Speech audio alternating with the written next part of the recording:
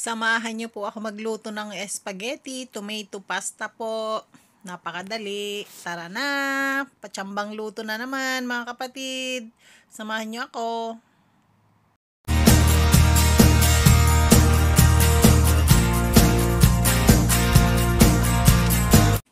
Mga kapatid, nagbabalik na naman po ang isang patsambang luto ng inyong kusinera.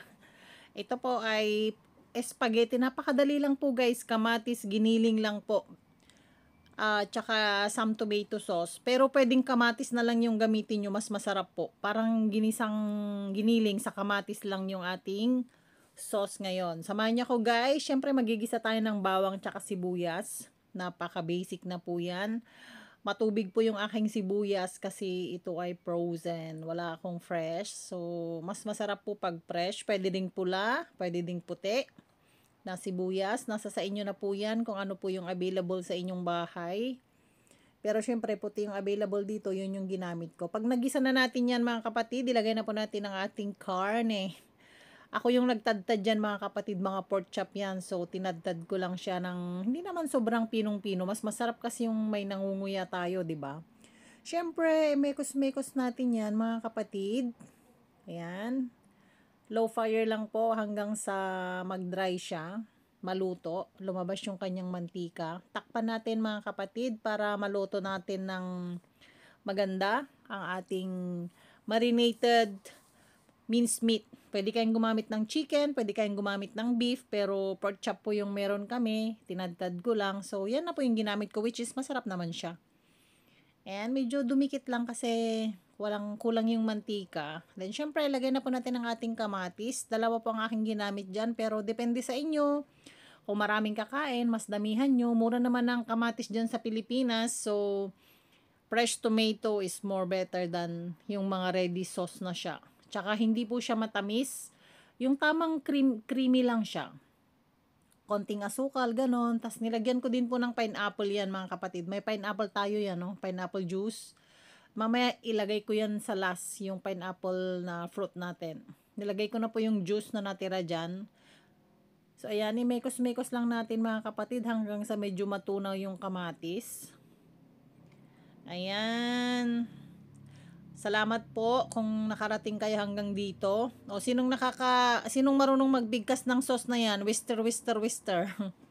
Actually hindi ko alam ibigkas yung pangalan ng sauce na yon. Versus turin. Blah blah blah. Ay kayo na ang bahala. Basta lagyan nyo ng mga isang 1 tablespoon na ganon mga kapatid. Syempre, nilagay ko po yung ating Barilla tomato sauce dyan. Parang spaghetti sauce dyan na ready. Dinagdagan ko lang kasi kulang po yung ating kamatis. Pero kung marami po kayong kamatis, wag na kayong magdagdag ng ganun kasi mas masarap po talaga yung fresh na tayo yung gumawa. Ayan, imekos-mekos lang natin mga kapatid. Ayan, medyo natutunaw na po yung kamatis na nilagay natin. Salamat po sa mga nanonood sa atin, saan mang sulok ng mundo. Saludo po ako sa inyong lahat. Thank you so much po sa mga panunood, sa mga patsambang luto ni Aling Maria Isabel. Puro patsamba lang po, wala tayong sinusunod na cookbook, wala. Basta kung ano yung meron dyan, yun na po yung ating niluluto. Minikos-mikos lang natin, okay na po. Ayan, medyo halo-haluin nyo lang kasi minsan didikit, lalo na po pag malakas yung apoy.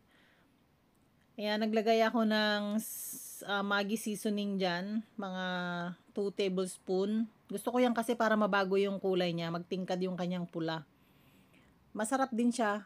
Pero kung wala niyan, pwede naman kayo maglagay ng soya sauce. 1 tablespoon of chicken powder, 1 tablespoon of sugar, and black pepper. Yun lang po. Yun lang naman po yung kailangan eh. Ayan, 'di ba? Parang napaka-natural lang siya. Hindi tayo gumagamit ng mga maraming naka-processed food na hinahalo-halo or yung mga ready mix ng sauce na hindi natin alam kung malinis o hindi. Mas maganda pa rin yung sarili nating gawa, 'di ba? Ayan, then add black pepper. Depende na yan sa inyo, pero gusto ko marami kaya dinamihan ko lang. Hindi naman siya manghang. Pero kung may mga bata kayong kakain, wag nyo na lang din lagyan ng marami. Mas maganda yung powder para hindi nila maguya. Kasi manghang po yan. So, thank you so much again guys for... nagdagdag ako dyan ng isang 1 teaspoon na asin guys kasi walang lasa. Thank you so much guys for always watching my pachambang video. Kayo na po ang bahalang mag-share, magmarites sa inyong kapitbahay. Masarap po to sa darating na December, sa ating mga okasyon. And kahit walang okasyon, kung nagkikrave tayo, luto lang kayo mga kapatid. Ayan, nilagay ko na po yung ating pineapple. Masarap po pag may pineapple, yan po yung magsisilbing tamis niya. And syempre, ando na po yung ating pasta. Pwedeng ihalo, pwedeng hindi. Nasa sa inyo na po yan kung paano nyo i-design sa inyong mga plato. Ready na po, ang bilis-bilis lang. Ayan o.